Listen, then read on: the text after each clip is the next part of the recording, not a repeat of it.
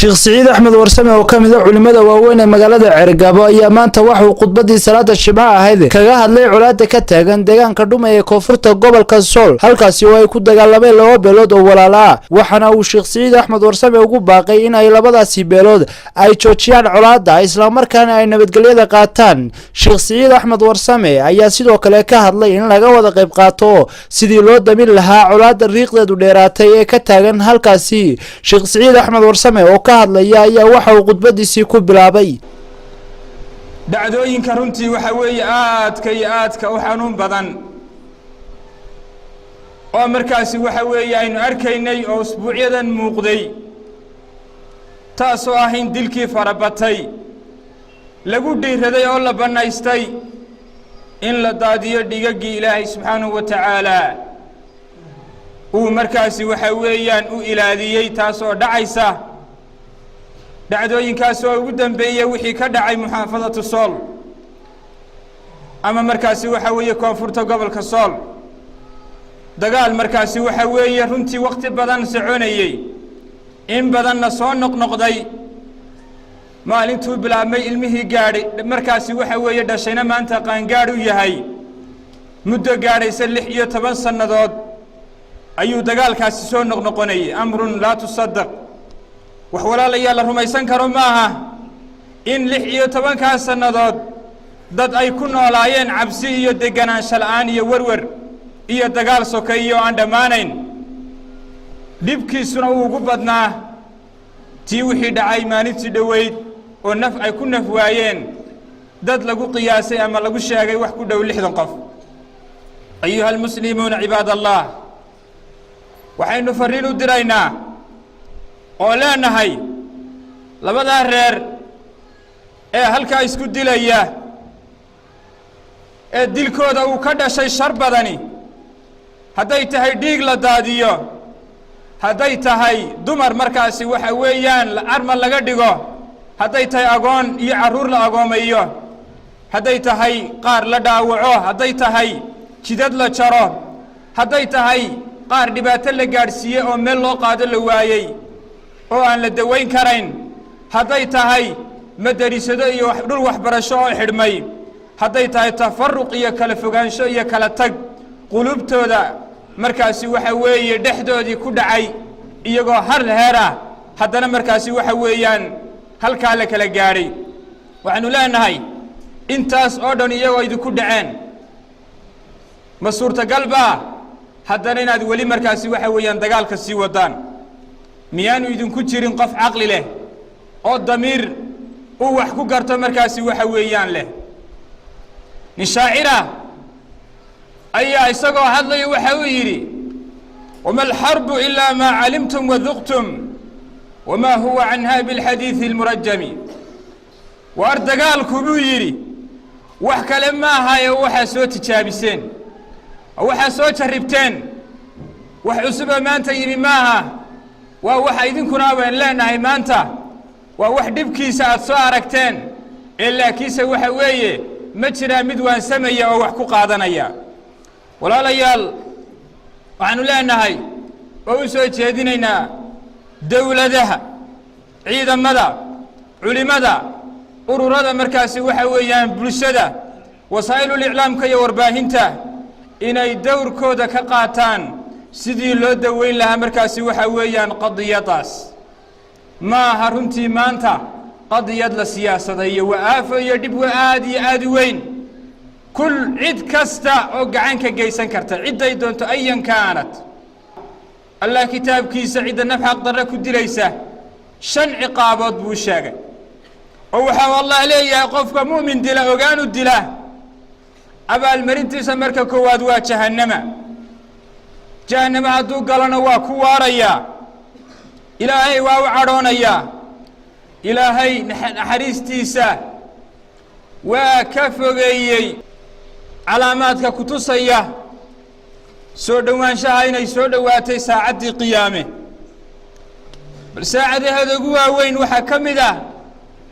fitanku inay farabataan dadka muslimiinta markaasi waxa weeyaan dhexdeeda in dagaaladu ay huraan oo la isdilo dadka muslimiinta dhexdeeda waxay ka mid tahay calaamaadka markaasi waxa weeye ku tusaya calaa qurbi qiyaami الsaaca inay saacaddii soo dhowaatay faqad صaxa can الnabiyi salى اllahu عalayhi wasalam waxaa nebiyullaahi maxamed ka ansaxay inuu yidhi laa taquumu الsaaca xataa tadhara اlfitanu wayakura اlharaju waxa uu rasuulku yidhi calayhi الsalaatu wasalaam saacadda qiyaame kici mayso ilaa ay farabataan fitanku si gaar ayuu u sii sheegay rasuulku wayakura alharju oo harjiga uu farabato qaaluu wama alharju yaa rasuula allah waxay ku yidhaahdeen asxaabtu harjigu waa maxay qaala alqatlu baa rasuulku yidhi calayhi الsalaatu wasalaam waa dilka ayaa rasuulku yidhi calayhi الsalaatu wasalaam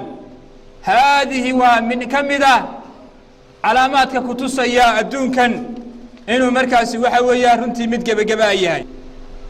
wuxuu rasuulku sheegay waagu markuu beriyo maalin kasta shaydaanku ciidamadiisa ayuu fidiyaa bini aadanka ayuu ku soo fidinayaa wuxuuna ku odhanayaa man adalla alyawma musliman albastuhu taaj wuxuu leeyahay oo ku leeyahay o amraya maanta qofkii soo lumiyo qof muslima taash baan u xidhaya dabadeetana rasuulku wuxuu fayakhruju hada fayaquul mid baa baxayo markaasuu wuxuu odhanayaa lam azal bihi xataa طallaqa imra'atah kamaan suulin ilaa uu xaaskiisii aan ka furaysaan ugu waday markaasuu shaydaankii odhanaya kii ugu weynaa waa cirfiidkii weynaa awshaka an yatasawaj wayajii hada waxaa iska dhow oo dhici karta inuu guursado markaasi waxa weeye taasi waa mid laga bixi karaa hadduu xaaskiisii furo mid kala imanaya markaasuu odhanaya kama suulin xataa caqa waaliday ilaa uu labadiisii waalid caaq ku noqday oo uu caasiyey markaasuu odhanayaa waxa iska dhow inuu u baarinimo sameeyo oo mar dhow uu baarinimo samaynaya hadduu mar caasiyey mid kalaa imanaya markaasuu odhanaya lam azal bihi xataa ashraka kamaan suulin ilaa uu shirki sameeyey oo allihii abuuray uu wax la wadaajiyey markaasuu odhanaya anta isagoo markaasi waxa weeye ammaanayo ole adigu ficil wanaagsanoo weyn baad soo samaysay mid kalaa imanaya markaasuu odhanaya lam azal bihi xataa qatal kamaan suulin ilaa ugu dambayntii uu wax dilay markaasuu odhanaya anta wayalbisuhu taaj markaasuu taashkii u xidhaya kaas odhanaya adigu camalkii ugu weynaa baad samaystay adiga ayaa mutaystay maanta in taaj lagu saaro oo taaj lagu xidho ka wax dilay iyo ka la dilay labaduba naartay gelayaan baa rasuulku yidhi calayhi الsalaatu wasalaam xadiiskii kale صaxiixa ku sugnaa waa ti rasuulku laha calayhi الsalaatu wasalaam ida اltaqa اlmuslimaani bisayfayhima alqaatilu wاlmaqtuulu fi الnaar haddii labada muslim ama labada qofoo muslimkaa ay seeftii iyo hubkii iskala hor yimaadaan ka wax dilay iyo ka la dilay labaduba naartay gelayaan markaas ayay asxaabta rasuulka ku yidhaahdeen yaa rasuula allah haadaa qaatilka wax dilay waa garanay famaa baalu lmaqtuul maqtuulka la dilay arrinkiisu waa maxay isaga muxuu naarta ku galay qaala inahu kaana xariisan calaa qatli akhiih أو على قتل صاحبه كما قال عليه الصلاة والسلام وعي رسولك وحو اسمه كد داليي إنه صاحب كيد دلائي دوالا قاقه الرئيون وحلو قد سيدا بركين ببركة كلا أيون لينا حتى يقتل الرجل جاره إلا مركة منكو تشاركي سيود دلو ويقتل أخاه ولالكي يود دلو ويقتل عمه adeerkii uu dilo wayaqtula bna camih inankii walaalkii adeerkii dhalayna adeerkii uu dilo qaaluu subxaana allah markaasay yidhahdeen asxaabtu maa macanaa wamaa macanaa cuquulunaa su-aal bay weydiin waxay maanta midha caqli ma jiro markuu qofku dadkii cidda ugu dhoweydu laynayo wamaa macanaa cuquulunaa من عقول ما أنت وحجرد متشره لا ترى رسولك حيري قال لا إلا إنه ينزع عقول أهل ذلك الزمان وقت قاستك عقلك بالك السيبية حتى يحسب أحدكم أنه على شيء وليس على شيء إلى قف لا يئنوا وحي هاي سنة وحباهين بالله عليكم مينا نرنكر ما أنت ضدكاسي وحي سميني عقوش بالك السيبي ميانا إنت رسولك شاقي عليه الصلاة والسلام والله وضا قرنا يا واسكارنا إنا إنت يسو جيران دادكا ما أنت سيدا يسو الله يا برتا إسكا أسليا ميانا نوران كارين رنتي عقوشي بادتكي لغسيبي قف كستو مسلمة أيا ميشو دون هاتشوغ إنو اسكو دايا إنو عرينتا فراها كاللابتو هورنتي وحي ديبو جيسانا يا دا هورنتا هاي يا دايتا هاي تاغيرو إنه قفك كتحدره قفك تاجر يا إنه لم يجي هيك وحدي ليه قفك هو كتاجر يا إياه كرأي كتاجر يا إياه كساند كتاجر يا أنت بويسكم دم بجوا وداعي يا رنتي إن أفكار لجها يستو هدانت وحوناك كجيسانين